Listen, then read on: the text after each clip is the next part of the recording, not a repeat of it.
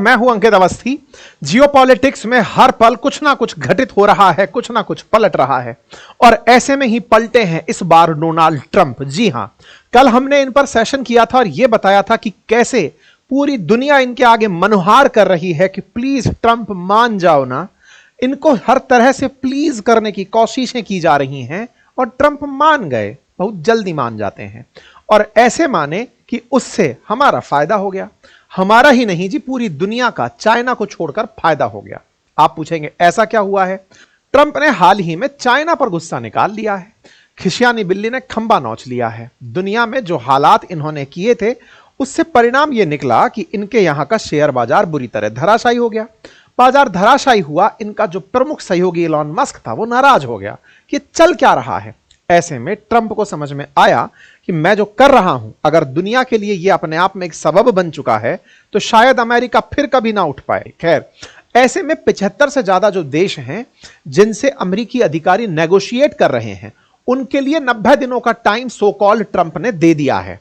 वहीं दूसरी ओर चाइना के लिए इन्होंने पनिशमेंट रखा है कि तुमने हमसे बराबरी करने की गुस्ताखी की तो लो तुम्हें हम 125% टैरिफ पर टिकाते हैं। यह रहा डोनाल्ड ट्रंप का अपने ही ट्रुथ हैंडल पर किया गया मैसेज। जैसे ट्विटर है ऐसे ही ट्रुथ है। ट्रुथ ट्रंप ने तब बनाया जब ट्विटर से कभी ट्रंप को बाइडेन के काल में हटाया गया था। आजकल ये सारी जानकारी ट्रुथ पर ही देते हैं।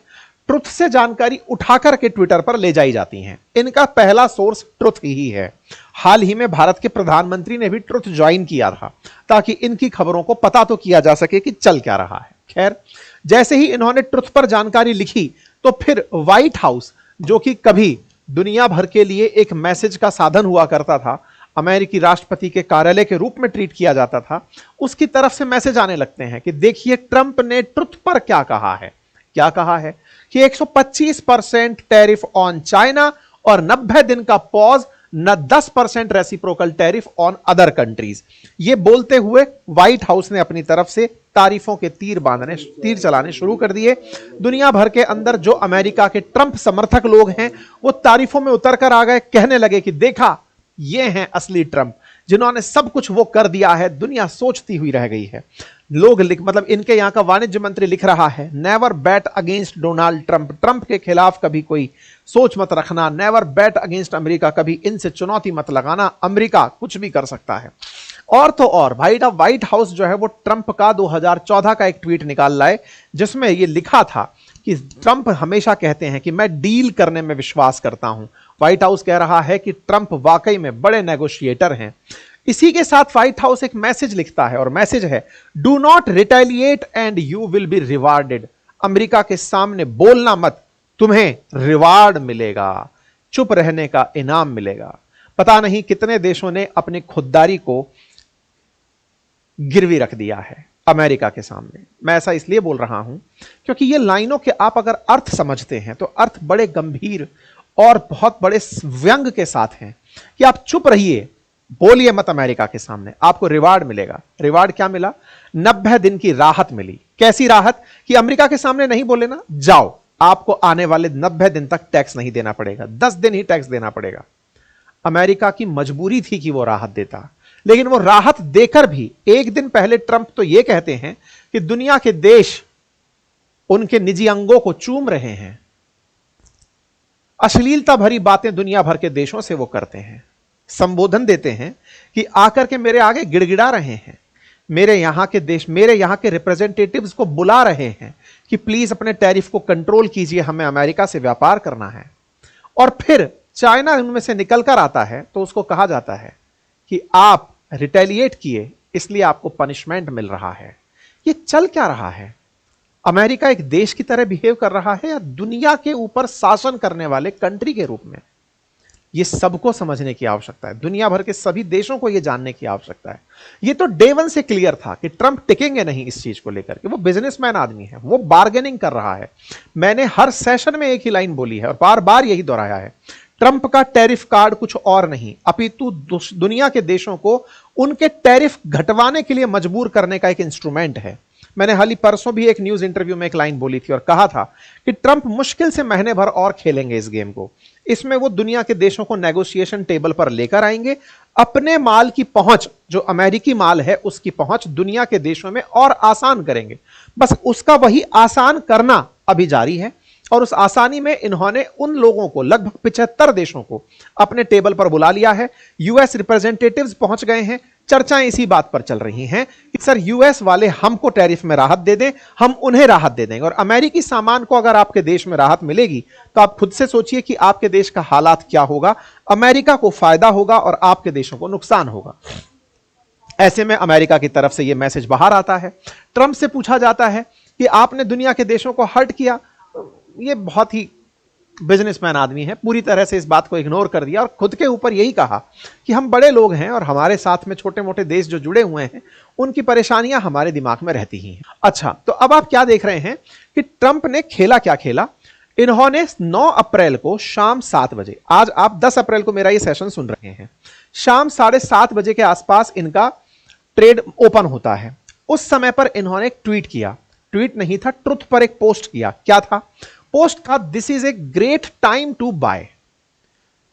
आपने एक मैसेज किया कि ये राइट टाइम है खरीदने के लिए। आधा घंटे पहले इन्होंने अपने पेड सब्सक्राइबर्स को, जैसे आज मैं आपको अपने एप्लीकेशन के माध्यम से ये सूचना दे दूं कि आप जाइए और शेयर खरीद लिए, रात को शेयर बढ़ने वाले, मैंने जानकारों से मालूम कर लिया है। इस आदमी के तो हाथ में ही सारा खेल है।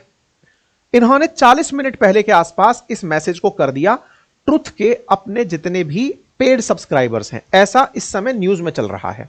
ये उसकी कटिंग आप देख रहे हैं, this is a great time to buy. ये न्यूज जैसे ही आती है तुरंत इसके थोड़ी देर बाद ट्रंप टैरिफ हटा देते हैं और टैरिफ बैन की खबर बड़ी बन जाती है। लोग इसको इस तरह से लिख रहे हैं कि 2 घंटे बाद में टैरिफ हट जाता है, लेकिन पता चलता है कि बाजार खुलने के 40 मिनट पहले यह मैसेज आया और उसके 2 घंटे के भीतर भीतर टैरिफ हट गया। ऐसे में यह ग्रेट टाइम टू बाय का जो मैसेज है, जिन जिन ट्रंप समर्थकों ने इस मैसेज को सही मायने में लिया और सामान खरीद लिया, उन्होंने तत्काल प्रभाव से इसमें मुनाफा बना लिया। इस बात को लेकर के ट्रंप के अपोजिशन की तरफ से या फिर लोग जो इनके खिलाफ हैं उनकी तरफ से बात उठाई गई कि साहब ये तो सीधा सीधा इनसाइडर ट्रेडिंग है। इनसाइडर ट्रेडिंग से मतलब है कि आपने अंदर की सूचना बाहर बता दी। आपको पता है कि बाजार कैसे उठेगा। बाजार में खरीदारी बढ़ाने के लिए आपने अपने ही लोगों को इन्फॉर्म पहले कर दिया कि जाओ और शेयर परचेज कर लो, और परचेज हुआ और बाजार के अंदर वृद्धि, 10% के अंदर इंक्रीमेंट आ गया। लेकिन ट्रंप के समर्थक बिल्कुल अंधभक्त हो रखे हैं और वो इस बात पर खुश हैं कि देखा ट्रंप अपनों का कितना ख्याल रखते हैं। उनको उन्होंने अंदर ही अंदर सूचना दे दी। अब इस बात को लेकर अमेरिकी कंफ्यूज हैं कि ट्रंप ने उनका भला किया या बुरा किया। आप पूछेंगे बुरा कहां किया, भला ही तो किया। अरे भाई, कुछ ऐसे लोग भी तो थे जिनका इन 2 दिनों में पैसा बुरी तरह डूबा था, जिनका पैसा डूबा था। बहुत सारे ऐसे होते हैं कि डूबते पैसे में से कुछ भी ना बचे, इस डर से वो बाजार से बाहर हो जाते हैं। बहुत सारे लोग गिरते बाजार से एग्जिट ले लेते हैं। वो वेट नहीं करते, वो ये नहीं सोचते कि आगे फिर से उठ सकता है। वो एग्जिट ले लेते हैं। वो सोचते हैं जितना है कम से कम उतना तो मैं निकाल के साइड में हो जाऊं, अदरवाइज पता चले ये जीरो हो जाए और पता नहीं कब उठ के आएगा, मेरे को तो पैसे की अभी जरूरत है। जनरली ऐसे वो लोग होते हैं जो रिटायरमेंट में चल रहे होते हैं या जिन्होंने अपनी सेविंग्स ही मार्केट में लगा रखी होती हैं। तो ऐसे लोगों का जो नुकसान हुआ वो तो हो गया, और जो ट्रेडिंग में लोग थे उनको इनको फायदा देना था वो दे दिया। इनसाइडर ट्रेडिंग एक अपराध माना जाता है। अंदर की सूचनाएं इस तरह से पब्लिक करना एक अपराध माना जाता है। बट यही है कि ट्रंप महोदय ने जो किया, उसके समर्थक इस बात को लेकर बड़े खुश भी हो रहे हैं कि देखा इनसाइडर्स ने ट्रेड किया और धाड़ से बाजार अंदर की तरफ, ये दिखा भी रहा है बकायदा। ट्रंप का मैसेज आया, इनसाइडर्स को धाड़ से उन्होंने शेयर परचेज किया और बाजार खट से ऊपर चला गया। मार्केट के अंदर सीधा सीधा, मतलब ट्रंप के कहने से ही $1.5 ट्रिलियन तो जो इनकी टॉप 7 कंपनीज हैं उनके शेयर्स की वैल्यू बढ़ गई। ऐसे में इनकी हो या फिर साथ में जितने भी और उद्योगपति जुड़े हैं, उनकी $350 बिलियन के आसपास की संपत्ति रातों रात इंक्रीज हो गई। तो ट्रंप के द्वारा जो मार्केट के साथ खेला है, दुनिया भर के साथ जो खेला है, इसे दुनिया की वैश्विक व्यवस्थाओं को अब समझने की आवश्यकता है कि जिस तरह से हम लोग ढिंडोरा पीट पीट कर कहते हैं कि ग्लोबलाइजेशन, लिबरलाइजेशन, प्राइवेटाइजेशन दुनिया के लिए एक वरदान था, लेकिन यह समझना होगा कि वो वरदान केवल कुछ वर्चस्ववादी देशों के लिए था, हर देश के लिए नहीं था। संभवतः संरक्षणवाद और विस्तारवाद आने वाले समय में एक नई विचारधारा बने, क्योंकि जिस तरह से ट्रंप की यह नीति रही और पूरी दुनिया के देशों को झकझोर कर रख दिया। मजाक सा चल रहा है। ट्रंप जब से निर्वाचित होकर आए हैं और अब आप मई में एंट्री कर चुके हैं, मतलब अप्रैल ऑलमोस्ट खत्म होने जा रहा है। ऐसे में आपने ये जो पूरा कालखंड देखा, बाजार पूरी तरह अस्त व्यस्त होते देखा, ये दुनिया के लिए एक बहुत बड़ा सबक है। खैर, ट्रंप के समर्थक टेस्ला की तो न्यूज की मतलब वो बढ़ी गई। इसी बीच में जो इनकी कमेटी बैठती हैं, उसमें यूएस ट्रेड रिप्रेजेंटेटिव से सवाल पूछे गए कि ये चल क्या रहा है। कमेटी हालांकि अमेरिका में इस चीज की पूछताछ कर रही है और जब ट्रंप सत्ता में नहीं रहेंगे उस समय इनके ऊपर ये सवाल और ज्यादा होंगे। फिलहाल के लिए US state house committee on ways and means ने ट्रंप से ये सवाल या उनके सरकार से ये सवाल पूछे हैं। इनके जो भी फैसले होंगे वो देखे जाएंगे। भारत का क्या हुआ, तो देखिए, भारत ना तो तब कुछ बोला और ना अब कुछ बोला, और हमको तो इनाम भी इसी बात का मिला कि तुम चुप बहुत अच्छा रहे, और तुम जब चुप रहे तो इसका तुम्हें इनाम मिल रहा है। हम तुम्हें टैरिफ में राहत दे रहे हैं। 26% की जगह तुम अब 10% चुकाओगे। अब 90 दिन के अंदर हम कितनी राहत ले लेंगे, ये वही वाली बात है कि हम चाइना को बर्बाद होता हुआ देखेंगे कि चाइना के ऊपर अमेरिका का एक्शन चलेगा। ऐसे में अमेरिकी एक्शन से ट्रंप जो चाइना का नुकसान पहुंचाएंगे उसको हम कैसे भर सकते हैं। भारतीय बाजार फिलहाल इस दिशा में काम करता हुआ जाएगा। लेकिन क्या वाकई में ये सही तरीके हैं? वर्ल्ड ऑर्डर के लिए ये अच्छी बात है, ये समझने की आवश्यकता होगी। क्या चाइना इस झटके को झेल पाएगा? इसका आंसर है बिल्कुल झेल पाएगा। क्यों झेल पाएगा? असल मायने में चाइना को पता है कि अमेरिका उसके सामान के बिना रह नहीं सकता। इसको आप ऐसे समझिए, आपके बाजार, आपके घर में जो माल आ रहा है वो लंबे समय से किसी एक बाजार से आ रहा है, सस्ते दामों पर आ रहा है। अचानक आपने उसके दाम 2 गुने कर दिए, 2.25 गुने कर दिए। ऐसे में अमेरिका के लोगों को चाइनीज माल भी तो महंगा मिलेगा। हालांकि उसका रिप्लेसमेंट और देश बनने का प्रयास करेंगे, लेकिन वो क्वालिटी जिस क्वालिटी पर चाइना अभी प्रोड्यूस कर रहा है वो 90 दिन में प्रोड्यूस नहीं की जा सकती। अमेरिका भी ये जानता है कि मेक इन अमेरिका के नाम पर वो तत्काल प्रभाव से सारा माल इमीडिएट बना नहीं पाएगा। ऐसे में ये चाइना के साथ करने वाली जो चीजें हैं इन्हें भी नेगोशिएशन टेबल पर ले आएगा। हो सकता है कि आपको अगले 10 दिन में चाइना से नेगोशिएशन करते हुए ट्रंप दिखाई दें, और उसके पीछे की बड़ी वजह भी है, इन्हें इनका टिकटॉक खरीदना है। क्योंकि इन्हें यह समझ में आ गया कि संचार के साधनों पर कंट्रोल कर लो, दुनिया आपके हाथ में अपने आप हो जाती है। पहले ट्विटर कंट्रोल किया एलॉन मस्क ने, उसने ट्रंप को जिता दिया। ट्रंप ने ट्रुथ बना लिया, ट्रुथ से अब वो ट्विटर को कंट्रोल कर रहे हैं। और टिकटॉक को अगर ये लोग परचेज कर ले गए तो उसके बाद पूरी दुनिया में अपना वर्चस्व ये केवल संचार के साधनों से स्थापित कर ले जाएंगे। चाइना ऐसे में क्या करेगा ये देखने वाली बात है, लेकिन फिलहाल चाइना इनके भरपूर आनंद ले रहा है।